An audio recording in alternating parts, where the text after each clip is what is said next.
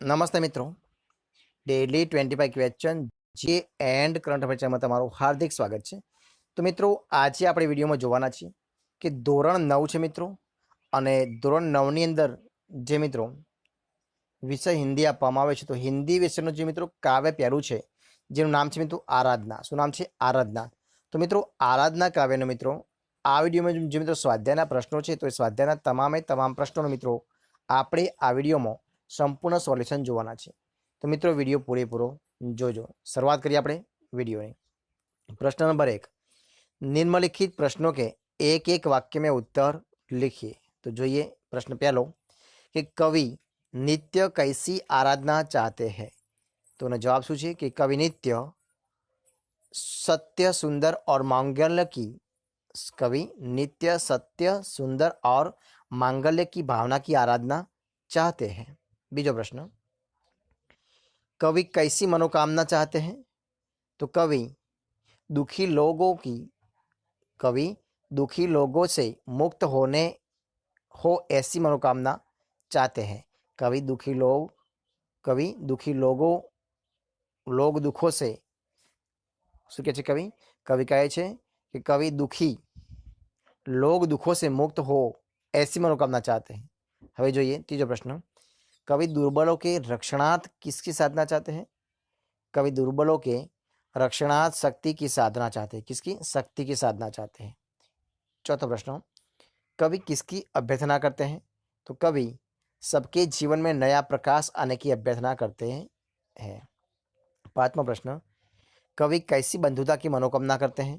तो कवि ऐसी बंधुता की कामना करते हैं जिसमें सब स्वतंत्र होकर भी भाईचारे की भावना से जुड़े रहे। प्रश्न बीजो, निम्नलिखित प्रश्नों के उत्तर लिखिए। एम पहलो प्रश्न है कि कवि कैसे मांगल्य की आराधना करते हैं। तो कवि चाहते हैं कि सब लोग सत्य के मार्ग पर चलें, सबके मन में सुंदर विचार और सब एक दूसरे के कल्याण की बात सोचें। इस तरह कवि सबके कल्याण की कामना करते हुए मांगल्य की आराधना करते हैं। बीजो प्रश्न, कवि के अनुसार किसके दुख दूर होने चाहिए। तो कवि के अनुसार लोगों के दुखों का छुटकारा पाने का उन्हें कोई मार्ग नहीं सूझता। उन्हें दूसरों की सहानुभूति नहीं मिलती, वे स्वयं अपने दुखों से मुक्त नहीं हो सकते। इसे उपेक्षित और असहाय लोगों के दुख दूर होने चाहिए। तीसरा प्रश्न, कवि की क्या अभ्यर्थना है। तो कवि की अभ्यर्थना है कि मनुष्य के जीवन में नया प्रकाश आए, नई चेतना का अनुभव करें, उसके हृदय में सुंदर विचार हो, उसकी सभी आशाएं पूरी हो, वह मनुष्यता की पूजा करे, सब लोग वीर बने। बराबर है। હવે જોઈએ प्रश्न नंबर 4, कवि भेदों को नाश करने की बात क्यों करते हैं। तो कवि भेदों को नाश करने की बात इसलिए करते हैं, संसार में उच्च नीच जाति पाति अमीर गरीब आदि कई भेद हैं। इन भेदभावों के कारण मानव समाज में ईर्ष्या द्वेष और संघर्ष है। इनके कारण मानव एकता में बाधाएं आती हैं और हमारा विश्व बंधुत्व का सपना पूरा नहीं होता। इसीलिए कवि इन भेदों को नाश करने की बात करते हैं। प्रश्न तीजो, निम्नलिखित काव्य पंक्तियों का आशय स्पष्ट कीजिए। पहली काव्य पंक्ति है, देह्यम मंदिरम कुह देह मंदिरम चित मंदिरम एक ही है प्रार्थना, सत्य सुंदर मांगल्य की नित्य हो आराधना। तो જોઈએ આ पंक्ति स्पष्टता। तो कवि वसंत बापट उदाराध्य और ऊंची दृष्टि के कवि हैं। उनके चित्त और देह की एक ही प्रार्थना है कि लोग अच्छा काम करें और सत्य के मार्ग पर चलें। उनके हृदय में सुंदर विचार हो, जो स्वार्थ त्याग कर सबके हित की बात सोचे। હવે જોઈએ બીજી पंक्ति, भेद सभी अस्त होवे, बैर और वासना, मानव की एकता ही पूर्ण हो कल्पना, मुक्त हम चाहे एक ही बंधुता की कल्पना। तो एना माटे पण शुं कहे छे, आज दुनिया में जाति भेद वर्ण भेद रंग भेद आदि कई भेद बने हुए हैं। ईर्ष्या से ऊंच नीच का अंतर बना है, इसलिए मानव जाति में एकता नहीं है। संसार में अशांति और संघर्ष का कारण भेद ही है। जब तक इन भेदों का नाश नहीं होगा तब तक मनुष्य जाति एक नहीं होती। बराबर है।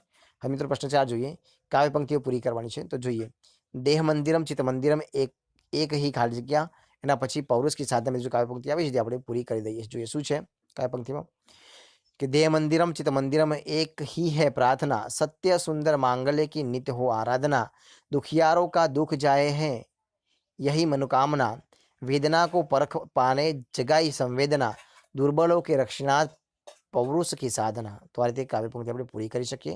બીજી કાવ્ય પંક્તિ તો શું છે કે જીવન में नवतेज हो એના પછી ડેશ ડેશ ડેશ ને બંધુતા की कामना. તો કાવ્ય પંક્તિ તે પણ જોઈ લઈએ શું છે. जो काव्य पंक्ति શું કે जीवन में नवतेज हो अंतरंग अतरंग में भावना, सुंदरता की आस हो मानवता की हो उपासना, शौर्य पावे धैर्य पावे यही है अभ्यर्थना, भेद सभी अस्त्य होवे वैर और वासना, मानवों की एकता की पूर्ण हो कल्पना, मुक्त हम चाहे एक ही बंधुता की कामना. આ રીતે આપણે કાવ્ય પંક્તિ પૂરી કરી શકીએ. હવે તો જે પ્રશ્ન નંબર 5 વિરુદ્ધ શબ્દ લખવાનું. તો દુઃખ તો શું થાય છે સુખ, જીવન तो मरण, सत्य तो असत्य, सुंदर तो कुरूप, अस्त तो उदय. तो मित्रों आ रीते आपणे जे काव्य आप्युं छे पहेलुं आराधना, तो ए काव्यनो मित्रों जे संपूर्ण स्वाध्यायना प्रश्नो छे एनुं सोल्यूशन मित्रों आपणे आ विडियोमां जोयुं छे. तो मित्रों जो तमने विडियो गमे होय तो लाइक करो, कॉमेंट करो, तमारा मित्रोने विडियो शेर करो અને છેલ્લે ચેનલમાં નવા હોય ચેનલ સબસ્क्राइब ન કરી હોય તો સબસ્क्राइब કરવાનું ભૂલશો નહીં. તો મિત્રો વિડિયો પૂરેપૂરો જોવા બદલ તમારા બધા મિત્રોનો દિલથી ખૂબ ખૂબ આભાર.